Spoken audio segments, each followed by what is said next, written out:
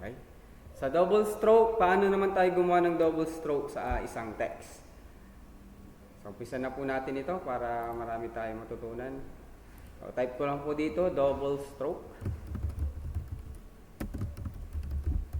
So, saan natin ito magagamit? Nagtataka kayo. Usually ito sa mga designing ng mga t-shirts, designing ng mga jersey. Yun.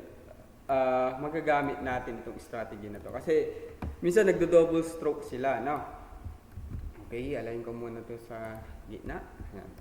So, paano natin siya gawin? Unang-una dyan, ay punta po tayo ng effects. Sa effects, hanapin po natin yung stroke.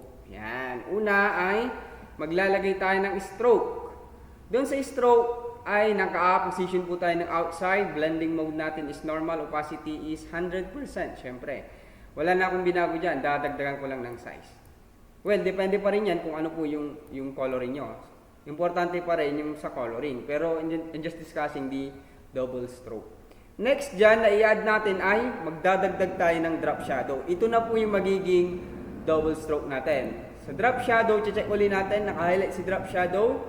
Ngayon, papalitan po natin yung settings ni drop shadow. From multiply, papalitan natin siya ng normal. Opacity, 100%. Distance, 0. Spread, 100.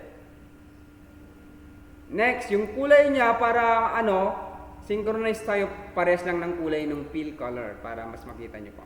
Next, ito dadagdagan ko po ng size. Yan o, nakikita niyo na po. Ayan. So, anong kagandahan nito mamaya sa designing? Pwede nyo laruin si stroke, pwede nyo palitan ng opacity, i-blanco nyo, ganyan. So, pwede nyo laruin yung designer mamaya using the double stroke. So, okay.